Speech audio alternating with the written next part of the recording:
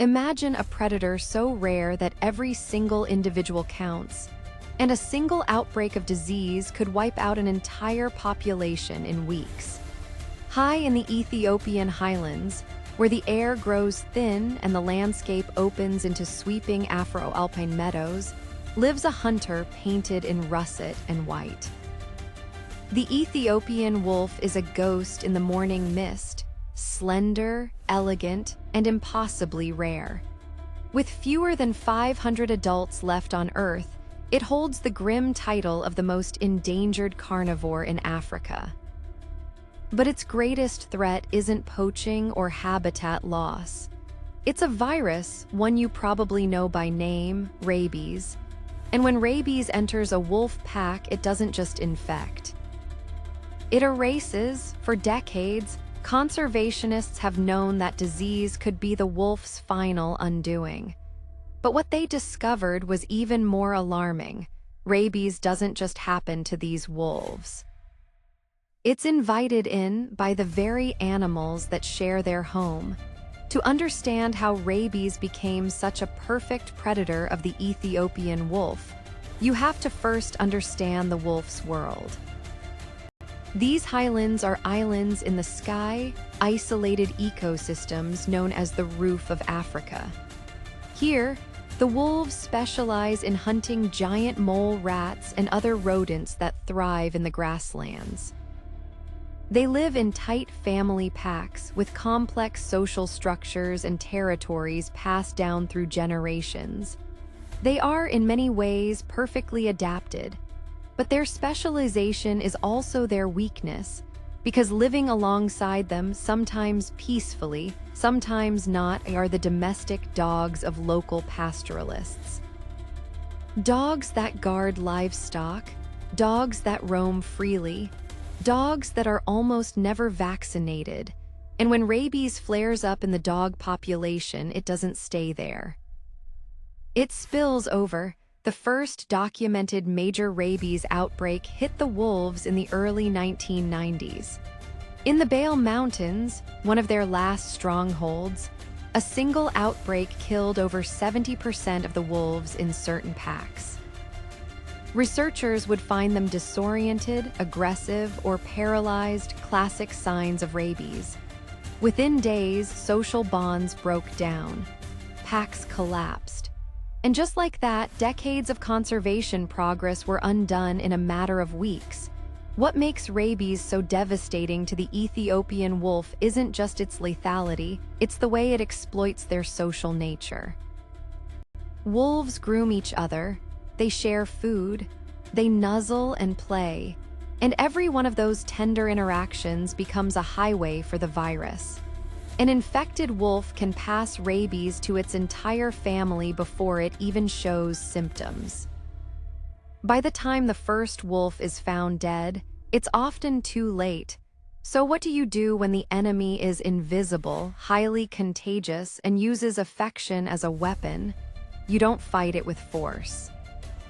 You fight it with foresight. That's when a radical idea took shape. If you can't eliminate rabies from the highlands entirely, maybe you can create a firewall, a ring of vaccinated wolves that could block the virus from spreading.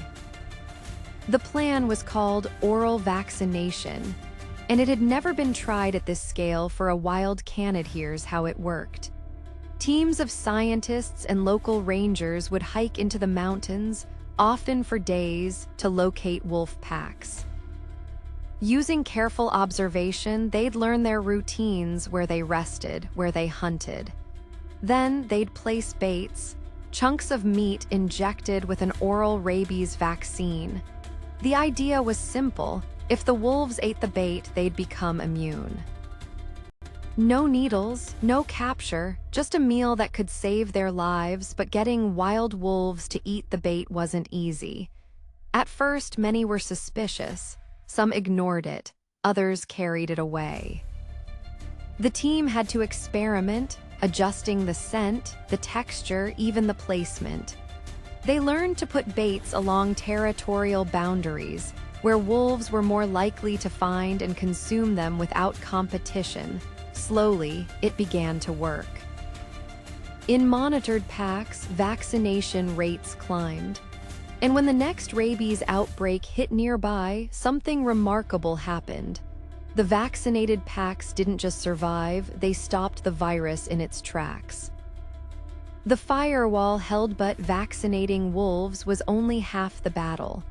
To really protect them, they had to go to the source, the domestic dogs.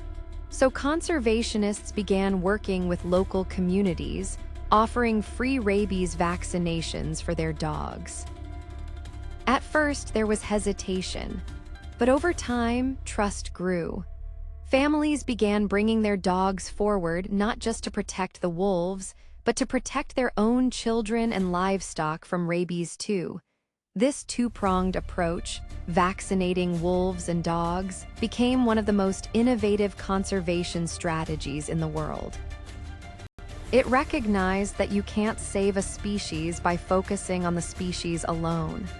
You have to heal the whole ecosystem, including the human communities that are part of it. Today, the Ethiopian wolf is still on the edge. Drought, climate change, and habitat fragmentation loom, but the rabies threat, once a death sentence, is now a managed risk. Vaccination campaigns continue, monitoring is constant. And every time a wolf takes a bait, it's not just saving itself. It's holding the line for its entire kind. The story of the Ethiopian wolf is a reminder that extinction isn't always a loud, sudden event. Sometimes it's a quiet wave, a virus passed in a gentle nuzzle, a chain of affection broken by an invisible killer.